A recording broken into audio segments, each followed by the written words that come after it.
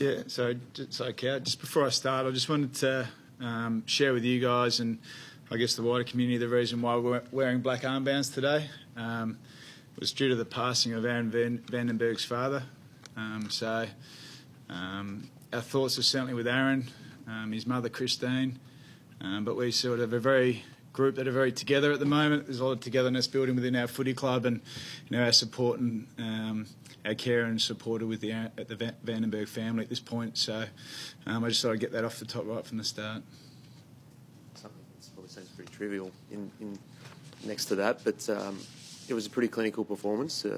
Were you pleased with that aspect, that it just seemed to go the way you wanted right from the start? Yeah, look, it was. It's a continuation on from last week in terms of the way that we played.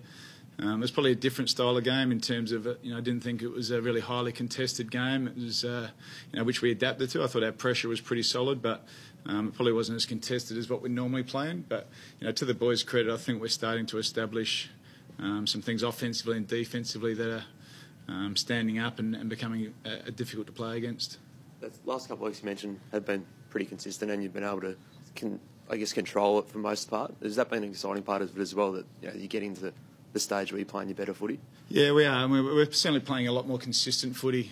I think across the four quarters, I think we're starting to play the right way for longer periods in games, and I think that's full credit to the playing group. 3 weeks ago we had a really disappointing game against Hawthorn, but in the last few weeks they're really starting to build some consistency in the way they play, and I've got the leaders have been outstanding through that period, so and the group's responded. Saints have obviously got a problem with scoring accuracy, and it killed them again in the first half today. How much does the Demons' defence take credit for that, with making them having their shots from bad spots? Yeah, well, I think our defenders have, they're starting to get that chemistry with one another.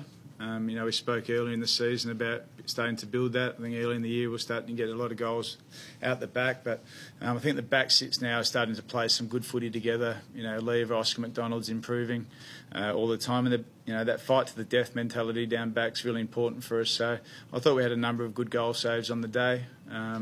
As a ruthless coach, you want to actually try and defend a few more, but that's probably been a bit greedy at times too. Jesse seems to show no signs of the knee knock and was just outstanding again. Yeah, he was, Cal. He's been outstanding all year. He had a slightly different preparation this week, didn't train much with the main team, and really got himself prepared really strongly for the game. And I think his performances have been really strong all season. His ability to get up the ground at times and have impact in the game, but also then to get back inside 50 and kick some goals for us is certainly a hallmark of his game. So, he's in really good form, but it was really the week that he had. I thought his preparation remained strong, and he looked really strong on the day. Has he just sort of physically matured now into what you need from a key forward to be able to sort of dominate regularly? Yeah, he has, and he's built some really strong habits around his training. He trains more than he ever used to. His body's prepared better. He's physically more mature in the way that he can handle the loads of a full season and games. So he's in great physical shape, and I think he's in a really good mental space to compete strongly week after week. That was part of his game. He had to mature, and are you sort of suggesting that his physical preparation wasn't where it needed to be? I think it's just the way a key forward develops. It's a really demanding position for key forwards and key defenders. They take time. We've seen it with Sam Wiedemann. Jesse Hogan was a little bit different in terms he performed strongly at the start, but they still take time to physically mature. We're starting to see it with Oscar McDonald. He's played into his 4th season. He's maturing in physically being able to handle the demands of the game. And what you start to see is an increase in performance. So there's no doubt with the bigger guys, you need to be patient. You need to build their good training habits, but they start to get the rewards as they physically develop. How much do you like? Sorry, buddy. How much? You were bigger today, weren't you? With Wiedemann almost as that third goal tall, and then when Gawn goes down there, you got 4 talls at times rotating through, which is possibly at odds with the trend in the game at the moment. Can you tell us about why you want some more height down there?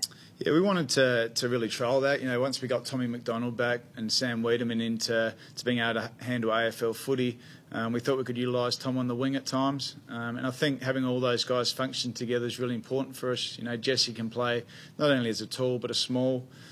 Tom's very similar in his ability to move around the ground, so it's given us some options in the last few weeks. We're starting to function well as a team doing that, so we'll continue to do that as long as they can provide the pressure and the inside 50 pressure that we're looking for.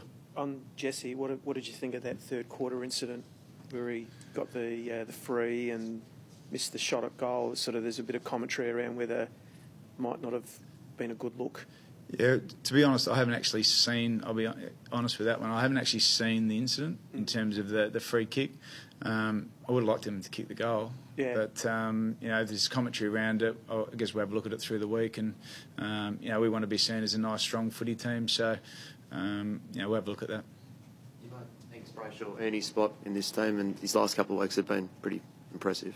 Yeah, he has. I guess with Angus, it's been 12 months of trying to build his confidence back up to play the game that we want him to play in terms of the contest stuff, you know, with that repeat head knock. So, you know, in the last 2 weeks, we've just said to him, we've got him on the inside of the midfield again, and we just want to see him, you know, do his best work. And that's where we drafted him, to play inside mid. So we've got him back there, and to his credit, he's really started to grab that situation and really play his role extremely well. So I think that's exciting for us as a club to have Angus back to his best and playing some really consistent footy the last few weeks. What did you think of Clay Oliver's game? It was excellent, but 28 handballs.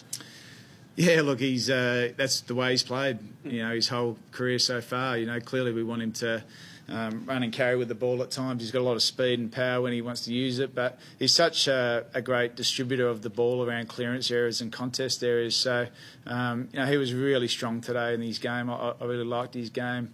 But yeah, that's the way Clay plays. He's a first possession player that wins the ball inside and distributes it to his teammates. Do you want him to kick more though? Would you like to see? I'm not fast, as long as he keeps fast, doing the work inside that's making him the player that he is. He's such a hard match-up for teams. He does a lot of great work that people don't see. Thank you. Cheers, guys. No, we're clear. Yeah.